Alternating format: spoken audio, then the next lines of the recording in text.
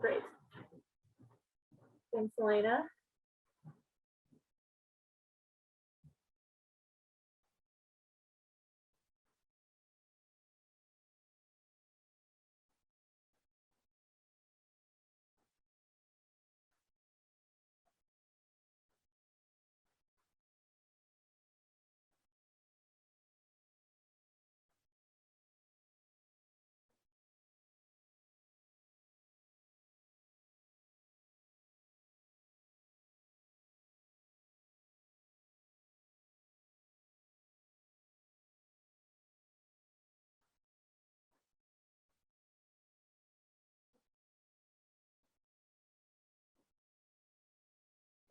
Hi, everyone. We'll get started in another minute or two, but for those of us just joining us, if you want to put into the chat just kind of where you're at and what sort of program you're looking at. So for instance, if you're thinking about going to law school next year or medical school or MBA or whatever that might be, that's just kind of helpful for me to get a sense of what you all are thinking about.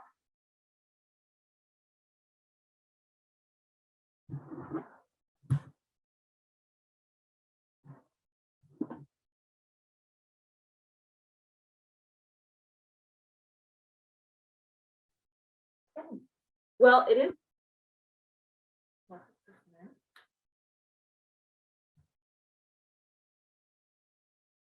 Okay, so I'll go ahead and introduce myself. There may be some other people popping in or not. So my name is Carrie Lee. I'm an Assistant Director of Career Development here in the Career Planning and Development Center. So we're at Webster Groves in the St. Louis area, if some of you are joining us from elsewhere in the Webster network. So I'm the career advisor for students in the Walker School of Business and Technology, School of Education, and those who are undeclared. So our presentation today is about preparing for graduate school applications. It is being recorded, so I will send out an email to all of you with just the link to that. So if you want to refer to that, you have that.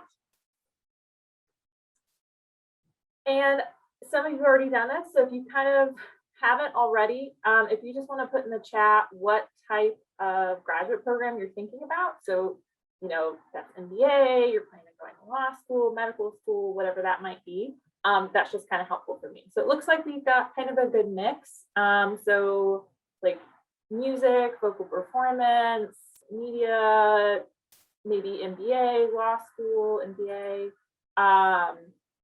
Okay, PhD, perfect.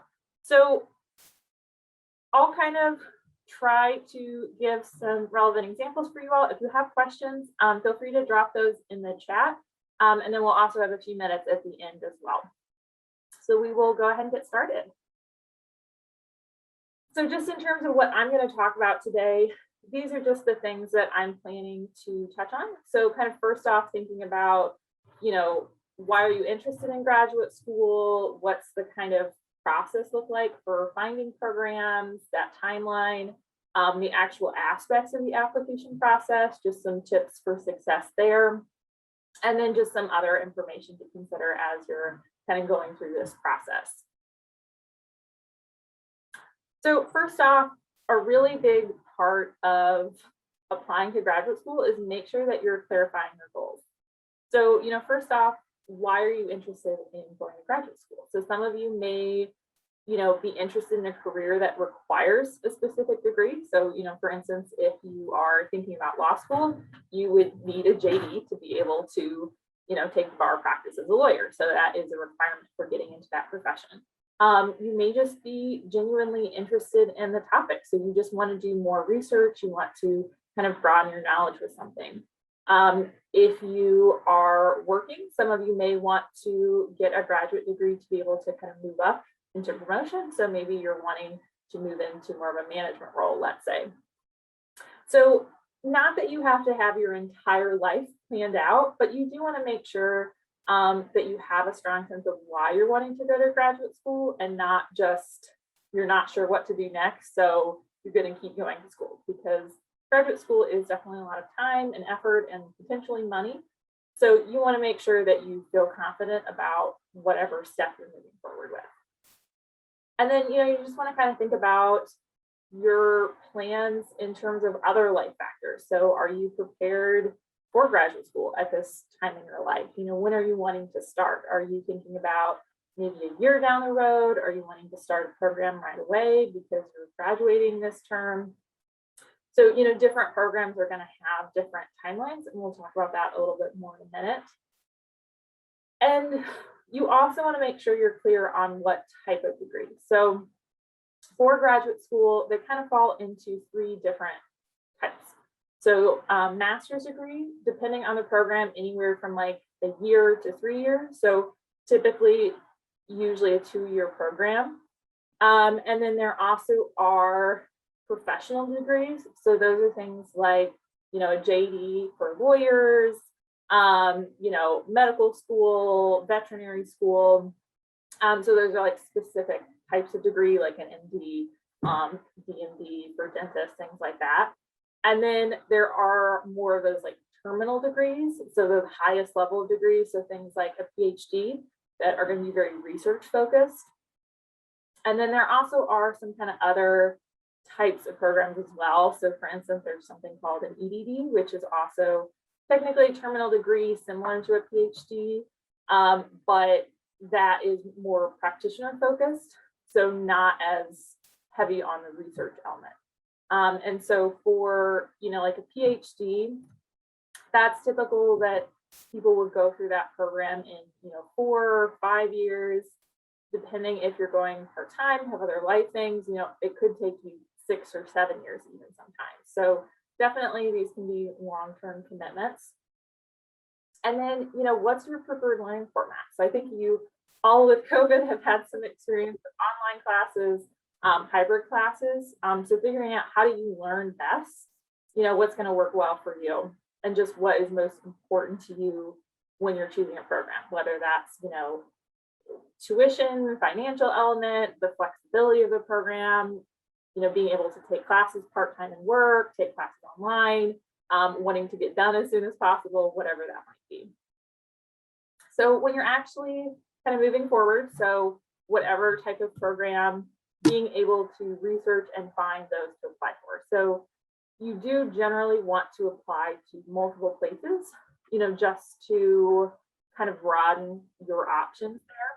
So you want to think about what type of degree is being offered, accreditation. So this is really important for those that are connected to licensure of some kind. So something like a nurse or a teacher, you need to be accredited by the state.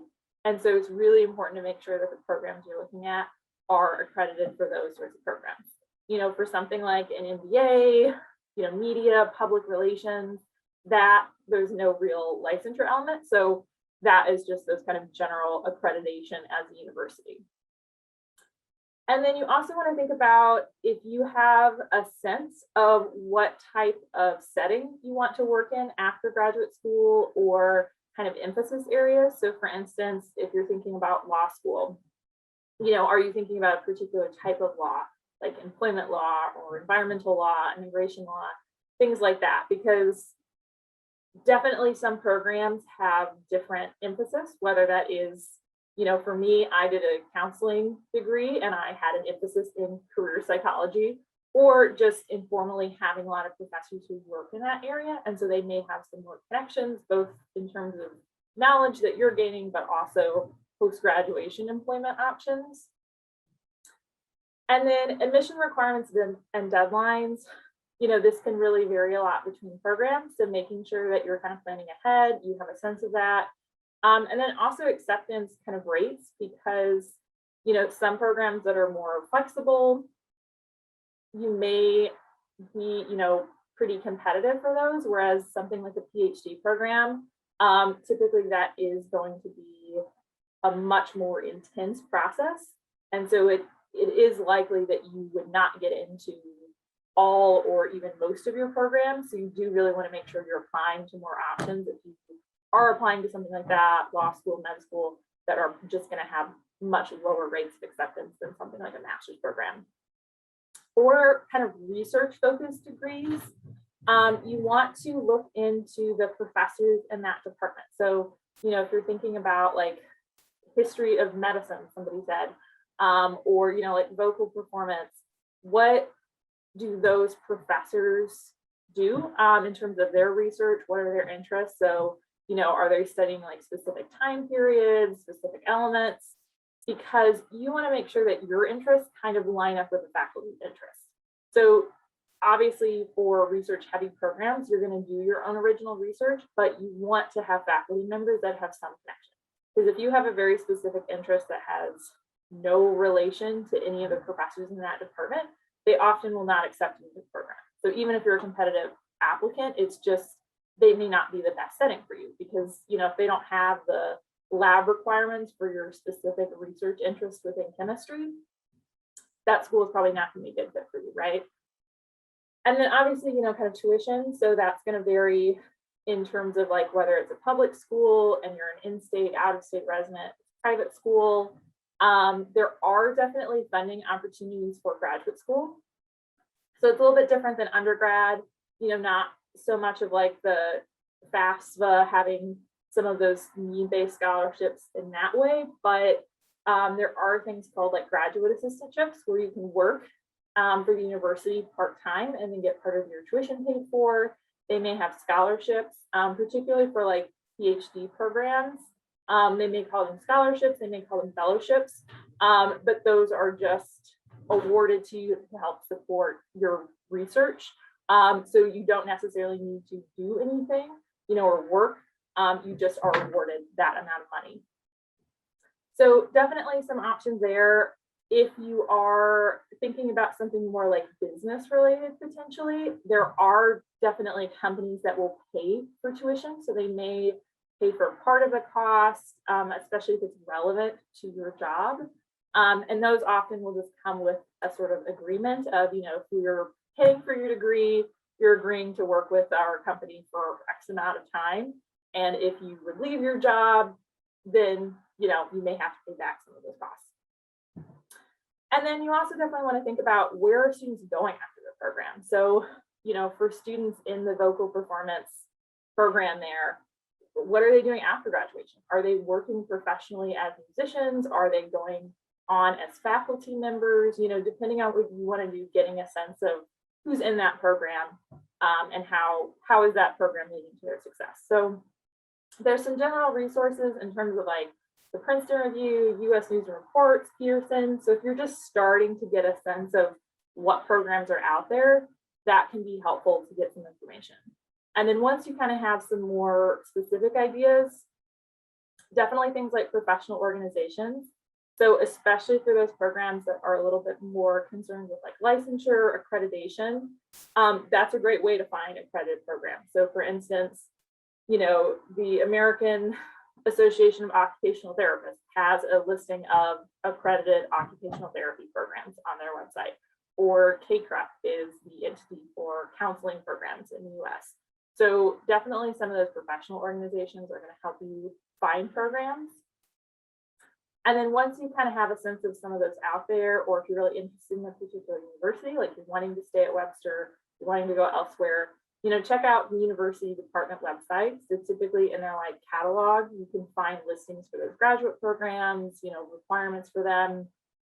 And then you may also find that on the website in terms of like, what are their professors, what are their research interests? And the other really important piece is kind of that networking. So having conversations with your professors here at Webster, professionals that you maybe are connected with, reaching out to LinkedIn, because they often can kind of give you a better sense, because it doesn't mean that some programs are bad or good, but just that one program might emphasize something more than another one. So again, depending on what your goals are, I would get kind of feedback, see how that program is held in terms of esteem. So in terms of timeline, for kind of a more traditional graduate program, so not as much one that's kind of flexible, starting any time, for those, typically you want to start planning a year ahead. So those timelines are going to be impacted by degree field. So like OTCAS is for occupational therapists. They have a little bit more centralized process. So a lot of people will apply kind of summer or fall before their senior year if they're intending to start the next year after they graduate. Healthcare fields in general usually tend to be a little bit earlier deadlines. For like other masters, PhD, traditional deadlines are typically kind of end of fall semester, beginning of spring semester. So you might see deadlines like, December 1st, December 15th, January 1st, maybe like February 1st. That's getting a little bit later. And then if they have interviews, so some programs, especially for things like a PhD or those professional programs, less often with master's programs, they do interviews. So just like a job would, to get to know applicants a little bit more. Some programs will have specific deadlines. And so they'll say, March 1st is our interview day. If you can't make that day, that's it. Like, we won't consider you for the program. So make sure that you're checking those out. Some programs may not even interview you. And then for those, application decisions are usually made in the spring. So kind of like March, April, that sort of timeline. For more flexible programs, so like for a lot of programs here at Webster, they do rolling admissions. So you can start at any point. So it's not that they're only letting people in to start in fall one. You could start in the spring semester, you could start in the summer. So in terms of Webster, there's not as much pressure of that specific timeline. So in terms of actual application materials for graduate school, you are pretty much always going to need a resume or a CV. So they are really just kind of different sides of the coin in terms of talking about your skills and experience. So a curriculum vitae or CV is just a more academic focused resume. So a lot of the same information would be on either document, talking about, what's been your work experience? Have you been involved on campus? Have you done research for interest? So all of those things you would include on either document, but curriculum vitas have less of a page length. So resumes, they're always going to be 1 or 2 pages. That's it. If they ask for a CV, then you don't have to be concerned about page length. So, for faculty members, they may have like a 10 or 15 page CV. For you as a new student applying to graduate school, it's probably still going to be that 1, 2, 3 pages, unless you just have a lot of outside experience. So we do have kind of helpful guides just with some examples of the documents. This picture in the back is of like a CV. And so you always want to think about your audience and what's most relevant to them. So for applying to graduate school, typically, you would have your education first. So, your program here at Webster, any other degrees you might have. And then beyond that, just what's most helpful for them. So maybe you have some work experience or internships. Maybe your involvement is really related to what you're doing. So, if you've worked in a lab, then you would want to have that listed first if you're applying to science programs. Research experience, research interests, those are going to be critical for more of those research-based programs, so things like a PhD. For other types of programs like an MBA, it's not something you would include.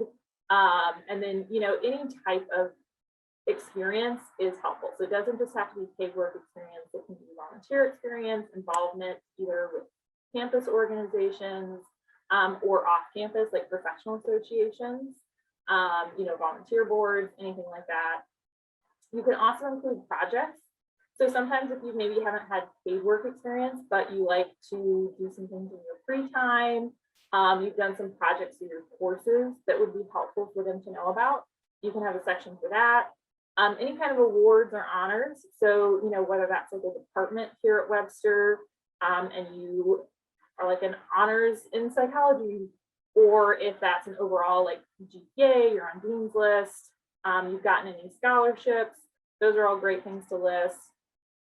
If you've had the opportunity to do research and do presentations, so again, whether that's for Webster or external conferences, definitely you would want to include that. And then any other professional development. So maybe you've taken some relevant LinkedIn learning courses, maybe you've done some extra certifications, so like if you're applying to med school, maybe you've done like EMT training, that would be great to include. And we're obviously always helpful to kind of talk through those application materials in more depth as well. Another aspect of the process is going to be personal statement. So this is just a way to articulate your interest in that specific graduate program you're applying for, as well as the overall field of, public relations, whatever that might be, law, etc. And so the personal statements just give the program a better sense of really who you are as a person. So you may talk about things that were on your resume or CV, but you might also talk about some more personal information as well. So they will usually give you some sort of limit, whether that's words or page length. So obviously you want to follow whatever they're listing. If they don't give a specific length, somewhere between 1 to 3 pages is where I would shoot for, because you want to make sure you're giving them enough information, but this isn't, a crazy long essay that you want to write either. And so typically I would include that as like double spaced, same way you would present anything for a course, like Times New Roman, Calibri, those kind of basic standard fonts, like size 11 and 12. So in terms of what to include in terms of content, you often are going to talk about how did you become interested in that field. So, why are you interested in going on to do further research in terms of medicine, or, why do you want to be a lawyer? And then what makes you a unique candidate? So this is sometimes maybe where you want to share some kind of personal stories. So maybe if you've had some kind of adversity in your life you've had to overcome, maybe you're like a first generation student or international student, and you want to kind of talk about how your perspective makes you different. Those are absolutely things you can include. And then really, why are you qualified for the program? So whether that's kind of your academic coursework and accomplishments, your work experience, your involvement, but why you feel like this program would be a good next step for you. And then, as I said, for kind of some of those more research focused degrees like PhDs, things like that, you really want to spend some time talking about your research interests within the field. So again, not that you have to have your entire dissertation planned out when you're applying, but definitely having like specific interests that you would want to focus on. And then what kind of faculty members you want to study with. And then for any type of program, just thinking about what are your professional goals. So, if you're getting a degree in public relations and, media studies, things like that, what do you want to do with that? What is that degree going to allow you to do or kind of open up the doors for? So in terms of just some best practices, make sure you answer the prompt. So a lot of times you're going to have kind of a base document for your personal statement and then adjust it for different types of programs, and that's fine. But don't just kind of use the same one for every single one. Make sure that you actually are addressing what they're asking about, because sometimes they may do more like short answer, asking very specific questions. So you want to make sure your statement is aligned with them and whatever that program is looking for. Definitely get feedback. So, we are always happy to look at like personal statements and kind of those application materials. The Writing Center is as well. So they're going to have a little bit different perspective than we would. Once you get it to a point where you feel pretty confident, there's not like grammar issues or any big things like that, definitely talk to your faculty mentors, your faculty advisor, just get their perspective or if they have any feedback for you. So also you want to try to kind of avoid cliches. So things, especially for maybe some of those helping professions like medicine or social services, people will often say things like, oh, I really want to help people. That's why I want to be a counselor, or, that's why I want to be a doctor. And that's great, but you want to give a little bit more specific than that, because you could also help people by being a mechanic and making sure that they have, reliable transportation to get to where they need to go. So how do you want to help people, right? Or just kind of avoiding the like, well, I'm really passionate about this area. Tell me more about that, or what specifically are you really interested in? You want to keep it positive. So even if maybe you've had some challenges, or maybe you had kind of a dip in your grades at some point because of health issues, things like that, pandemic, like a lot of people have, just keep it to the point. Don't overshare details, but just kind of address like, hey, this is a situation that happened. Here's how I was able to move forward, or focus more on my grades, whatever that might be. Because at the end of the day, they want to see that you're on kind of an upswing. So it's okay if maybe you did have like a bobble with your GPA, but that it's improving, not that your GPA is going down as you're getting closer to graduation, right? So don't ever go over the limit that they're giving you, but you do want to make sure you use enough space. So like, let's say if they're kind of giving you like a 2-page limit, you would want to make sure to have at least a page. Because if it's anything less than that, they're probably going to feel like you didn't really take it seriously. You aren't getting enough information. And then the Prove Through OWL is another website that just has some good general information about writing personal statements and more examples. So I would check that out as well. And then in terms of exams, this is just really program dependent. So if you're applying for something like the MBA, typically they're not going to require you to take anything.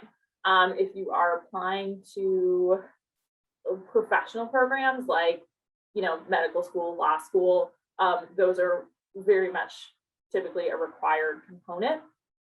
So some examples of exams are, the GRE, the GMAT is for more business school focus, but a lot of business schools don't actually require it.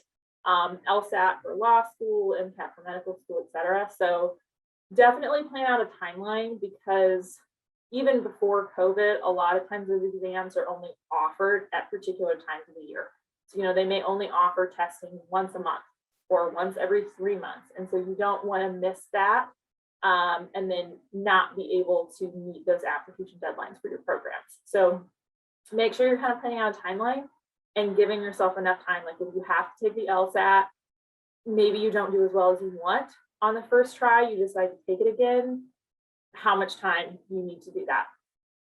And then for any type of exam you take, make sure you prepare. So there's usually some sort of free practice test online. I would absolutely go through and do the real thing. So, it's helpful to obviously practice, especially if like, oh, maybe, my math scores are not quite where they need to be. That's something I really need to focus on. But, if it's like a 3-hour test, at least do that once as a genuine, like sitting for 3 hours and filling out a test. Because if you're just kind of answering practice questions here and there, that may not always replicate the experience as much, if that makes sense. And then in terms of programs, they may have some of that information on their website for the department. So they may have a minimum score of like, oh, well, you need to have XYZ on the LSAT to be considered for admission. But you also want to try to find out what is actually the typical score range for accepted students. So, they may say, well, you only need a like 1,500, but everyone who's getting admitted has an 1,800. So, that's something that you want to kind of think about in terms of that preparation. And there definitely are, lots of resources, whether print, online. So, you can check through Webster Library, your public library for resources as well. And then in terms of, references, letters of recommendation, that is another typical component. So you typically are going to need 3 to 5. And so you might use different references for different applications. So for instance, if one of your faculty members went to the University of Michigan, maybe you want to use them when you're applying to school in Michigan. But maybe if you're applying to another school, you'd want to use somebody different. So that also is not atypical. And in terms of who you would ask, especially if it's a more like research focused program, professional school, you need to have faculty references. So whether they're your faculty advisor, somebody you've taken just courses with, you feel like you've gotten to know them more, they really liked your work. And then outside of kind of faculty, it can also be helpful to have other references as well. So, if you've had any supervisors from part-time, full-time work experience, so whether that's current or in the past. And then also, colleagues. So maybe you had a supervisor and they left the university, you can't figure out how to contact them, but you had somebody else that you worked with. that could speak to your performance there. And then, there may be other kind of mentors or contacts. So if you're involved with like professional organizations, a mentoring program, somebody that you just know, like maybe you have like a private voice teacher. So you would want to include them as a reference, even if it's not necessarily an academic setting. So just really whoever is going to be able to speak to how you would be a good person for that program and moving into that profession. When you ask those references, make sure to give them a little bit of background. Because especially, with faculty, they have a lot of students. So sometimes jogging their memory a little bit to say, hey, I'm Curie, I was in your spring 2021 class on, media and politics, XYZ. So you're kind of giving them a little sense of who you are. And then what are you wanting to do? So this is the type of program you're applying to, what are your goals after graduation? And when you ask them if they're willing to be a strong positive reference for you, because sometimes people may agree to be a reference because students may feel like, even if they don't know them very well, they just don't have anyone else to ask. And so they'll write you a reference, but it may not be that great because they just may not know that much about you. So, you do want to kind of clarify, and it is okay to have a conversation. So if there's something where you're like, oh, I did this project that I was really proud of in your class, it's okay to mention that because then maybe that's something that they want to talk about in their letter of recommendation. So not that you're saying, well, here's the things that I want you to list and being demanding, but just providing that information for them. So once they agree and they say, yes, I'm very happy to write you a strong reference, make sure you have the best form of contact information for them. Because, like sometimes the faculty members, maybe they're on sabbatical this term, they're not teaching at the university, they may not be checking their Webster email. So in a situation like that, whatever best form of contact for them. Make sure you're giving them a copy of, your resume, CV, personal statement. They may also have some feedback for you or just more information about, what your goals are. And then any kind of relevant information about the program. So, if you're applying to slightly different, so like maybe you're applying to some degrees in PR and some in media studies, just kind of specifying which is which. So they're writing the right thing on the form. And then any kind of deadlines they need to meet. Because again, it may be different for different programs. So you do want to ask them as early as possible. So like, even if your deadline is in December or January, ask your faculty members now, because that gives them a long time lead to be able to submit information, anticipate that, because you don't want to be one of many students asking them at the last minute and they just don't physically have time to write those. Or if they say no for whatever reason, then you have time to find backups. And so if you're sitting there thinking right now, like, ooh, I don't know if I maybe have 3 to 5 references, this is the time to start, going into your professor's office hours, speaking up more in class, making sure that you are kind of starting to build some connections. And then just make sure you kind of follow up with them to say thank you, that yes, you got into this program, or here's what your plans are after graduation. And then in terms of kind of other application materials, those maybe just kind of the basic form. So kind of your information, contact info, transcripts are always going to be required. I think a little bit less with COVID, but a lot of programs do require an application fee. So it might be something like $25 to apply, or especially for like professional schools, sometimes it's a situation where like your first application is $100, and then for other med schools you're applying to, it's $25 for each. So those can add up quickly. So you want to kind of keep that in mind. If that is like a real genuine hardship for you, there often is some sort of kind of scholarship or something you can inquire about in terms of being able to waive that fee sometimes. But just be aware, in terms of the transcripts and application fees, those can add up. And then depending on your type of program, so like one of you mentioned, vocal performance, they're typically, going to have like an audition day that you need to do. You may need to submit, like a video, some, kind of form for that even before, just as part of your application. And then they may choose to have like an in-person audition day for that kind of smaller candidate pool of who they're considering accepting. You may need to provide a portfolio of your work. So especially if you're maybe kind of more like in arts, design fields, they may want to see some examples, whether that's from courses, personal employment, but just something about kind of your work and your aesthetic. You know, for some sorts of programs, they may require you to do observation shadowing hours. So for things like, especially in the healthcare fields, that may be information you need to have documented. And then for business programs, it really depends. So like for Webster programs, there's not typically any kind of requirement of work experience, but some universities have like an executive MBA program. And so that's really geared towards mid-career professionals who are looking to move up, or kind of accelerated programs. And so they may require you to actually have like 3 years of work experience before they accept you, because it's just a different type of program and pool that they're working with. So, you know, not as common, but some programs may require that. And then, as I mentioned before, some graduate programs will ask for interviews.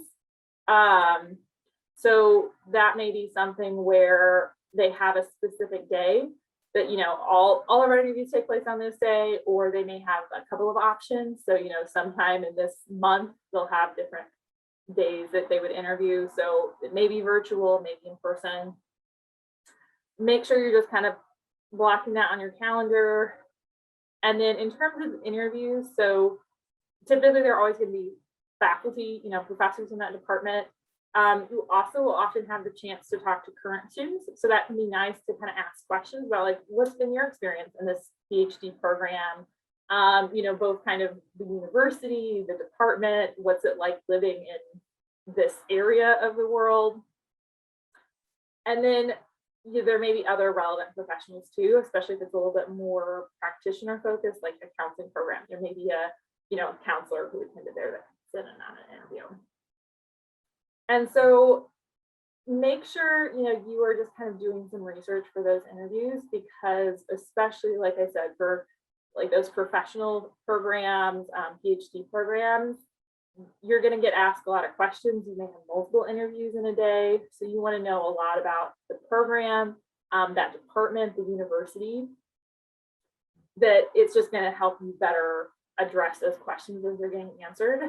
Definitely practice, because that style of interview is a little bit different than just having a more informal conversation where you're talking about your experiences and your goals. So we're always happy to help you kind of do some practice interviews, do mock questions through your planning development center. You know, we have some basic interview information linked as well.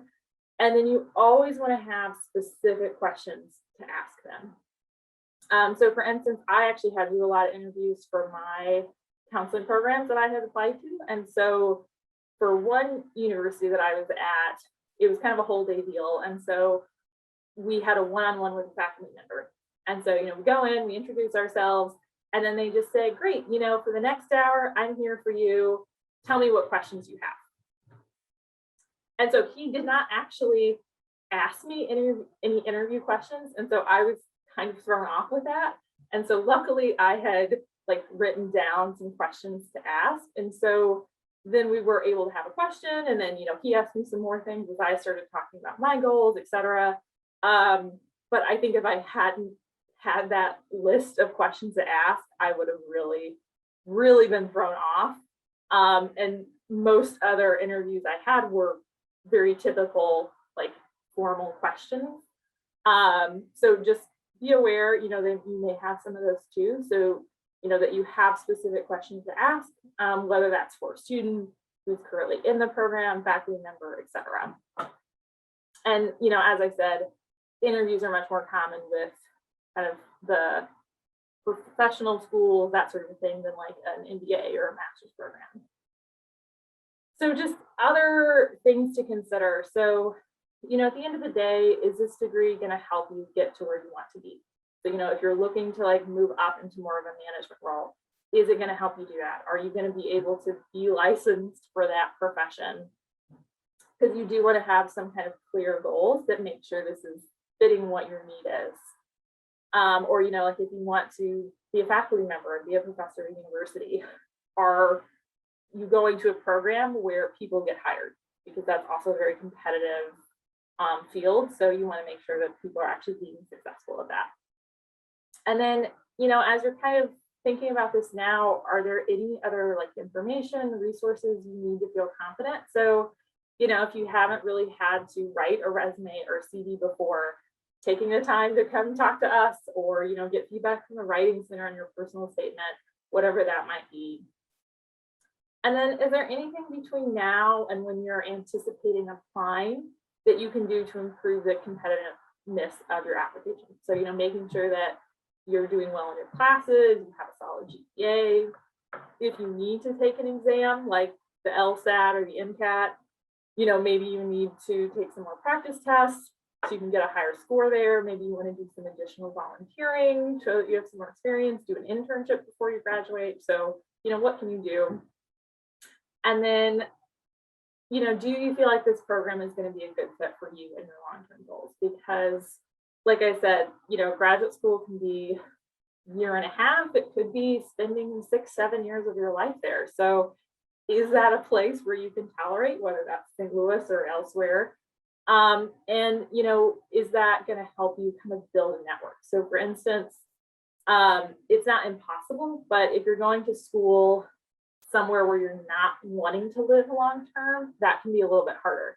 So, maybe University of Arizona has an amazing program, but if you're planning on coming back to the St. Louis area, does that actually make sense? Because, whatever networking, whatever kind of experience you're getting, that may be in a totally different environment. And especially for those programs that are a little bit more like licensure. So like for law school, the Arizona bar is going to be different than the Missouri bar. So that can sometimes be to your advantage to be in more of an area where you're wanting to be long term. And then, what are you going to do if things don't work out the way you want? Maybe you get into some programs, but not your top choice. Would you still be satisfied going to one of the other programs? Or what if you don't get into, any PhD programs you apply for? What's kind of your plan B? Are you gonna, get some work experience, try to improve the competitiveness of your application, apply again the next year?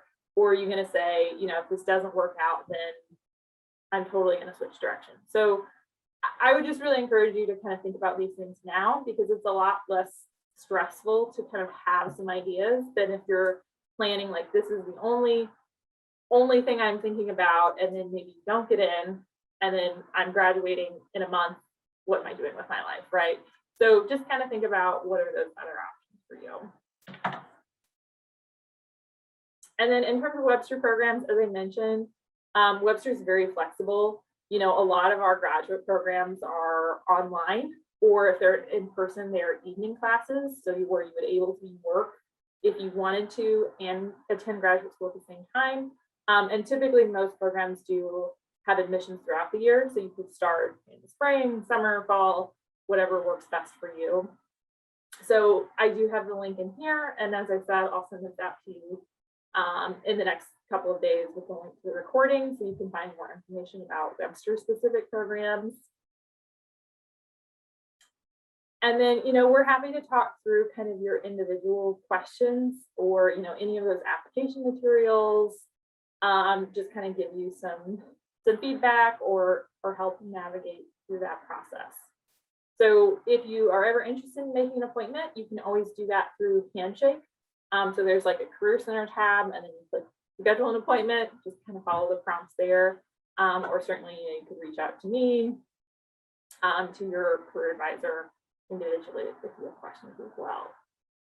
So I know that was a lot of information thrown at you, but we do have time for questions. So anything that you want to ask right now, I'm certainly open to that.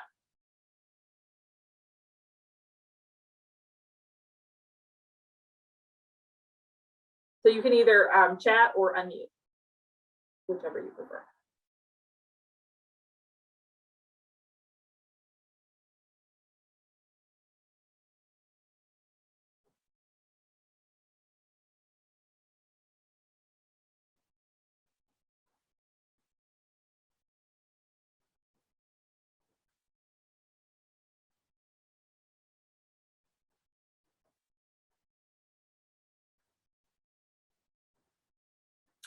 Okay. So difference between different types of degrees. So are you talking about the like Masters of Science versus Master of Arts? So at the end of the day, yes, it's not a huge difference, to be honest. So sometimes those kind of degree types are just a function of what department they're under. So, like, I'll give you an example. So, I did my master's in counseling. My degree is technically a master of education. Like, I'm not a teacher, I wasn't like I took education classes, but because it was in the School of Education, it was a master of education versus other people I know have a master of arts in counseling because it was through the School of Arts and Sciences. So typically, sometimes it just is a function of that, like where it is housed within the university. And then sometimes it's just a difference of courses. So for instance, with the MA, you may take a little bit more kind of like humanities style courses, whereas a Master of Science, maybe it's a little bit more like data focused. Maybe there's a little bit more like math involved, but not even always, especially with kind of those graduate programs. So at the end of the day, that typically isn't going to make a difference. It's just whatever program you're most interested in terms of the coursework. So does that make sense?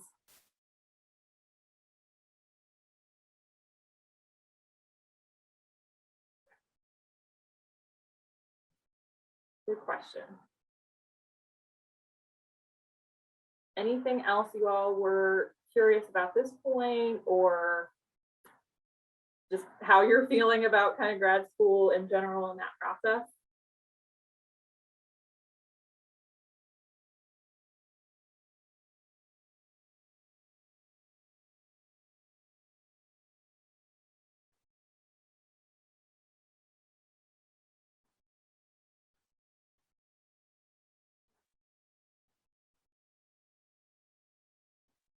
Okay. Well, I will continue to hang out for a couple of minutes. So if you do have any other questions, like I said, feel free to chat, and do that. Otherwise, thank you all so much for joining. I will send you the information about the presentation, those extra links I mentioned sometime in the next day or two.